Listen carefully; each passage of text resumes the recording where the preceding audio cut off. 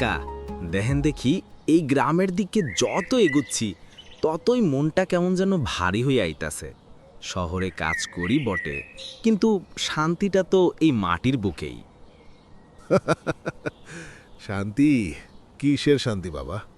এই মাটি তো এখন অভাবে ভরা। শহরের ঝকমকে আলোয় চোখ ধাঁধিয়ে যায়, কিন্তু গ্রামের ভেতরের অন্ধকারটা কেউ দেখে না। ঠিক বইছেন চাচা, গতবার এইসা দেখলাম কাশিম মিয়ার ছেলেটা টাকার অভাবে পড়াশোনা ছাড়ল, আর ওই যে বিধবা রাবেয়া খালা, তার ভিটে মাটি টুকুও নাকি মহাজনের হাতে চলে যাচ্ছে। এইটাই তো জীবন রে বাবা। গরিব যেখানেই যায় সেখানেই যেন তার জন্য বাধা তৈরি হয়ে থাকে। শহরে গেলে কাজের অভাব, গ্রামে থাকলে ঋণের বোঝা। গরিব কি তাহলে আজীবন গরিবই থাকবে? এই প্রশ্নটা যেন আমাদের কপাল থেকে আর মুছতে চায় না। কাকা, জীবনে চলার পথে বহুবার হোঁচট খাইছি, মেলা কিছু শিখছি জীবন থাইকা। একটু খেয়াল করলেই দেখবেন আমরা জাগরে আপন কই, হেরা আসলে আমাগো আপন মানুষ না কাকা। বন্ধু বলেন, আত্মীয় স্বজন বলেন, হগলের সামনে কইব এক কথা, পিছনে আরেক কথা। বাবারে, এগুলা নতুন কিছু না। মানুষের আলগাপ্রীত দেখতে দেখতে জীবন পার করে দিলাম। চাকরি খুঁজতে খুঁজতে জুতার তলা ক্ষয় হয়ে গেল। মামা কাকা অনেক ভালো অবস্থানে আছে, এক একজন শহরে বাড়ি গাড়ি কইরা রাজার হালে জীবনযাপন করতেছে। দেখা হইলে কয়, কিরে ভাই না, এই অবস্থা তোর, আমারে কইবি না? এরপর হাজারবার কল দিলেও ধরে না। নিজের মা বাবা ছাড়া দুনিয়াতে আসলে কেউ আপন না রে।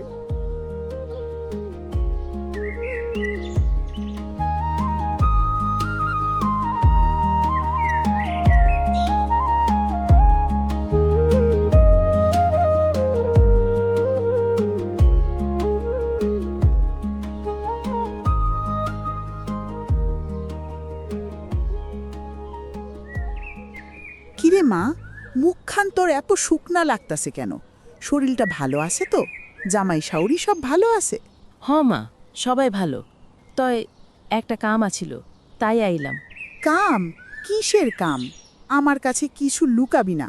তোর মুখের পানে দেখলেই তো বুঝি কিছু একটা হইছে। মা, আমি আর পারতাছি না। শাওরি আর উনি দুজন মিললে খালি চাপ দিতাছে। টাকা, খালি টাকা। বিয়ার সময় যা দিছিলা, হ্যাঁ নাকি কিছুই না। সে কিরে, আর কত টাকা লাগে তাগো? তোর জামাই তো ভালো কামাই করে শুনছিলাম। মা, হেরা নাকি একটা নয়া ব্যবসা শুরু করব। সেই জন্যে আরও 50,000 টাকা চাইতাছে।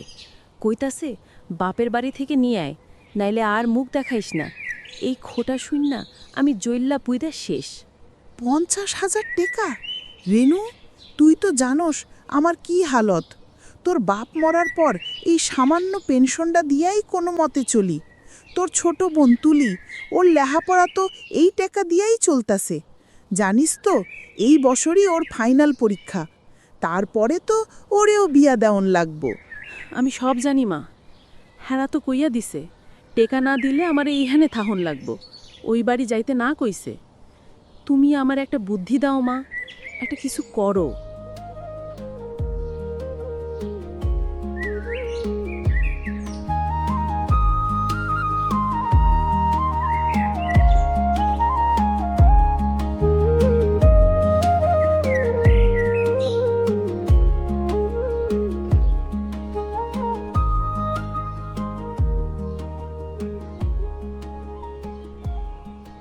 কিরে, দুই হাদারাম দেখি এক জায়গায়।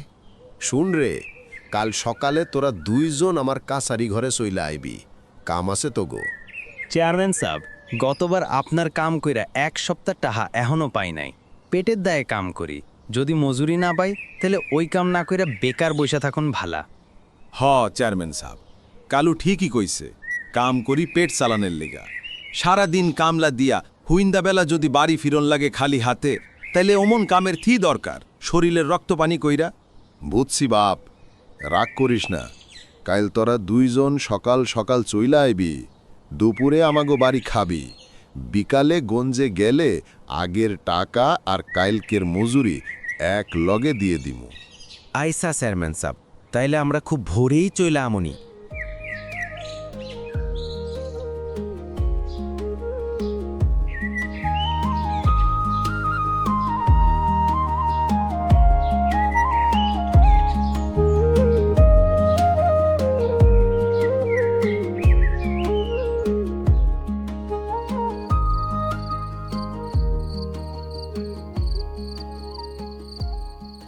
কিরে বাবু, তুই নাকি স্কুলে যাস না?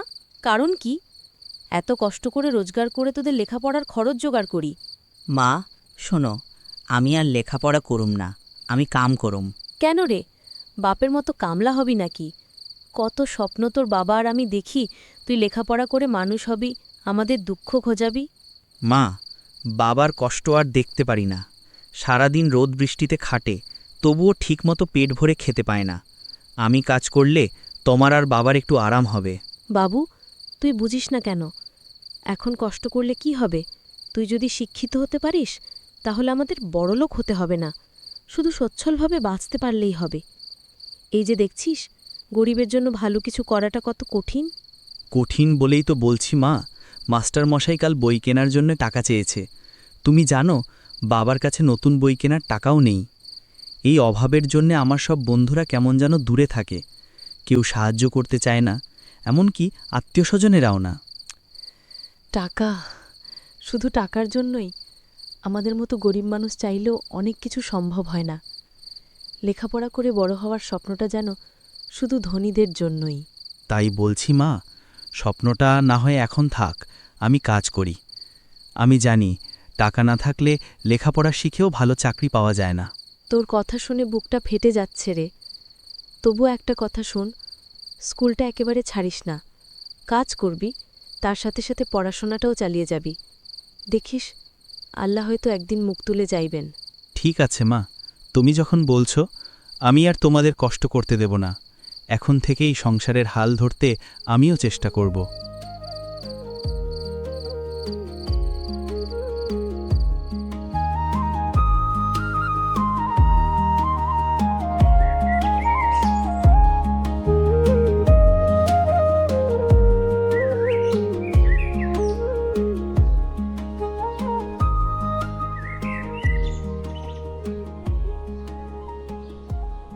চেয়ারম্যান সাহেব, টাকা কয়টা দিলে ভালো হইতো?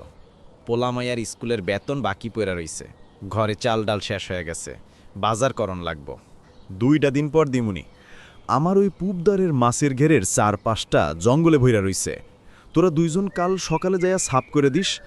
আগের টাকা আর কালকে সব টাকা একলগে দিমুনি।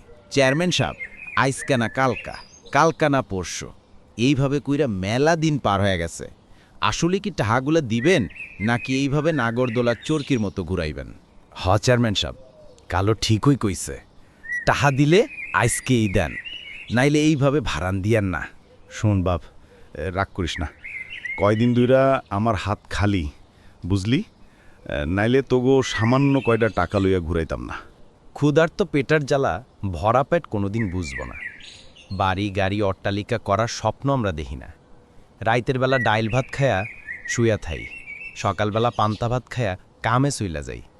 সারাদিন হাড় ভাঙ্গা খাটুনি দিয়া যে কয়টা টাহা পাই, চাল ডাল কিনা বউ পোলা পান নিয়া কোনো রকম বাইসা আছি। আমরা গরিব মানুষ, দিন আনি দিন খাই, জীবন পার কইরা দিলাম পরের গোলামি কইরা। ইচ্ছা আছে যত কষ্টই হোক পোলামায়ের লেখাপড়া করামো, তাগল ওসিলায় যদি গরিবের দিন ফিরে, সেই আশাটুকু নিয়ে বাইসা আছি। শুনলি রে তোরা, কালুর পোলা মায়া শিক্ষিত হইব, ভাগ্য ফিরাইব, সেগুরে বালি। শোন কালু, এই গায়ের বয়স তো কম হইল না। এই গায়ের মাথা হইলাম আমরা। আমাগো বাপদাদারা শাসন করছে তোগো বাপদাদারে, আমরা করতাছি তোগরে, আর আমাগো পোলামায়া শাসন করব তোগো পোলামায়া গো, বুঝলি? কথাটা কানে ঢুকায়রা ঘগলে।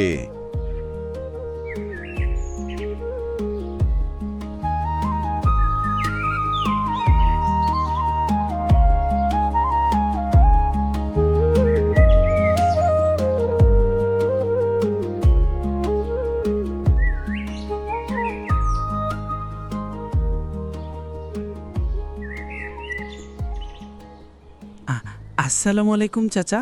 কেড়ে তুই এইখানে কি চাস? ভেতরে ঢোকা মানা, জানিস না? জি চাচা জানি, আমি একটু কাজের জন্য এসেছিলাম। কাজ? তুই যা যা, বাড়ির রাস্তা ধর, এটা খেলার জায়গা না। চাচা দয়া করে শুনুন, আমার নাম বাবু। আমাদের বাড়িতে খুব অভাব, বাবার শরীর ভালো না, কাজ করতে পারে না। মা লোকের বাড়িতে কাজ করে, তাতেও সংসার চলে না। পেটে ভাত নেই চাচা, তাই কাজ খুঁজতে এসেছি, যে কোনো কাজ। কাজের জন্য এসেছিস? এতটুকু ছেলে, তোর তো স্কুলে যাওয়ার কথা। স্কুল ছেড়ে দিয়েছি অনেক দিন হলো। খিদে লাগলে আর বই ধরা যায় না চাচা। শুনেছি এই ফ্যাক্টরিতে অনেক লোক লাগে। আমি ছোট হলেও খুব খাটাখাটনি করতে পারি। মাল টানা, গুছিয়ে রাখা, চা জল দেওয়া, যে কোনো কাজ করে দেব। আমাকে একটা কাজ দিন চাচা, আমার টাকা খুব দরকার। ওরে বাবা, আমি তো শুধু গেটে দাঁড়িয়ে থাকি। ভেতরে কাজ দেওয়ার মালিক আমি নই। আর সবচেয়ে বড় কথা, আমাদের এইখানে 12 বছরের নিচের কোনো ছেলে মেয়েকে কাজে নেওয়া আইনত নিষেধ বাবু। কেউ দেখলে আমারও চাকরি থাকবে না। চাচা, দয়া করে একবার মালিককে বলুন না। আমি তো মিথ্যা বলছি না, আমার সত্যি খুব অভাব। যদি আমাকে এখানে কাজ না দেন, তাহলে হয়তো আজ রাতে আমাদের চুলা জ্বলবে না। আমি জানি বয়স কম, কিন্তু ক্ষুধা তো আর বয়স দেখে না চাচা। আমি খুব দ্রুত শিখতে পারি। তোর কথা শুনে মনটা খুব খারাপ লাগছে বাবা, কিন্তু আমি সত্যি নিরুপায়। আইন বলে একটা কথা আছে। তুই এক কাজ কর, পাশের ওই বড় রাস্তার দিকে যা। ওইদিকে চায়ের দোকান বা রিক্সা গ্যারেজ আছে, ওখানে ছোটদের কাজ দেওয়ার সুযোগ থাকে। কিংবা কাস্টমারদের 5 মাস খাটার কাজ দেখতে পারিস। ঠিক আছে চাচা, আপনি যদি কিছু করতে না পারেন, তাহলে আমি যাই। দোয়া করবেন যেন কোথাও একটা কাজ পাই। শোন বাবু, মন খারাপ করিস না, আল্লাহ ভরসা। একটু চেষ্টা কর, দেখবি ভালো কিছু একটা হবেই। সাবধানে থাকিস।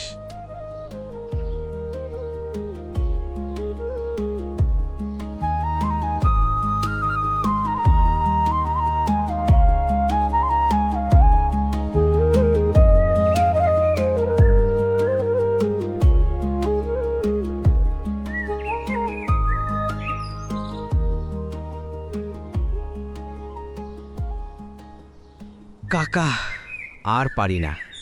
এই গতর খাটা কামলা দিয়া যেই কয়টা টাকা পাই, তেল নুন কিনতে আর পোলাপানের মুখে খাবার দিতেই সব ফুরায়। ঠিক কইছেন হারান ভাই, আমারও একই দশা। অল্প বয়সেই সংসারের হাল ধরছি, শিক্ষার অভাবে ছোটোখাটো কাম ছাড়া ভালো কিছু জোটে না। মনে হয় গরিবের শখ আহ্লাদ কোনোদিনও পূরণ হয় না। পোলাপানগুলারে ভালো স্কুলে দিমু, সেই স্বাদটা কেবল স্বপ্নেই রয়। তোমাগো কথাগুলো নতুন না বাবা। বহু যুগ ধইরা এই গায়ের প্রতিটা গরিব ঘরের একই কাহিনী। এইটা হইল এক বিষম চক্র। শিক্ষার অভাব, তাই ভালো কাজ নাই। ভালো কাজ নাই, তাই অল্প উপার্জন। আর অল্প উপার্জনে জীবনটা খালি কোনো রকমে খেয়ে পরেই কাইটা যায়। কাকা, আপনি ঠিকই কইছেন। আবার কষ্ট করে যদি 2-1 টাকা জমাইও এই শিক্ষার অভাবে সিদ্ধান্ত নিতেও ভুল করে বসি। মনে হয় এখানে টাহাটা খাটাইলে লাভ হইব, কিন্তু সব উল্টা। একদম।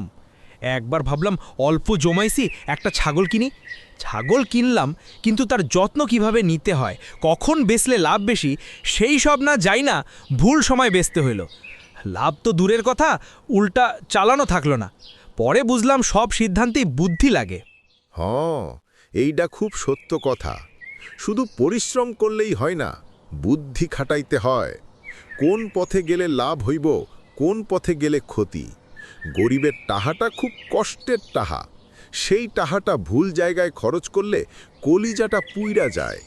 মনে রাখবা, গরিবের ভুল করার সুযোগ কম, তাই প্রতিটি কদমে হিসেব কইয়া পা ফেলতে হয়। কিন্তু কাকা, এই চক্র থেকে মুক্তি পাওয়ার উপায় কি? বড়লোক তো হইতে চাই, কিন্তু কেমনে হইব? বড়লোক হয়ে এত সহজ না বাবা। রাতারাতি বড়লোক হয়ে যায় না, কিন্তু দুঃখের এই জাল থেকে বাইর হওয়ার পথ আছে। শুনো, যেই কয়টা টাহা পাও, চেষ্টা করো প্রতিদিন বা প্রতি সপ্তাহ শেষে অল্প কিছু টাহা সরাইয়া রাখো। তা যত কমই হোক, ফোঁটা ফোঁটা জলেই একদিন সিন্ধু হয়। আগে সঞ্চয়, পরে খরচ। শিক্ষা খালি বইয়ের পাতায় না। তোমরা তো এখন কাম করতাছ, কিন্তু কাজের ফাঁকে ফাঁকে নতুন কোনো একটা দক্ষতা শিখার চেষ্টা করো। কামের পাশাপাশি অন্য একটা আয়ের রাস্তা বের করো। যেমন হারান, তুমি মাঝিগিরির পাশাপাশি মিস্ত্রির কাজটা শিখতে পারো। কাসেম, তুমি সেলাই বা ইলেকট্রনিক্সের ছোটখাটো কাজ শেখো।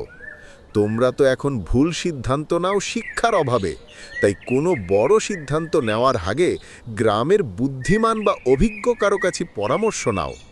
আমি তো আছি, কষ্ট কইরা হইল একটা পোলাপান্ডরে যতটুকু পারো পড়াও। ভালো স্কুল না হোক, অন্তত প্রাথমিক শিক্ষাটা যেন পায়। একমাত্র শিক্ষাই এই দারিদ্র্যের শিকল ভাঙতে পারে। অল্প বয়সে ওদের সংসারের হাল ধরতে দিও না, বরং হাতে কলম তুলে দাও। কাকা, আপনার কথাগুলো অনেক ভরসা দিল। আগে আমাকে বুদ্ধির পুঁজি বাড়াইতে হবো, শুধু টাকার না। হ্যাঁ কাকা, আজ থেকে আর শুধু হতাশ হমু না। অল্প হইলেও কিছু টাকা জমামু আর নতুন কিছু শিখনের চেষ্টা করুম।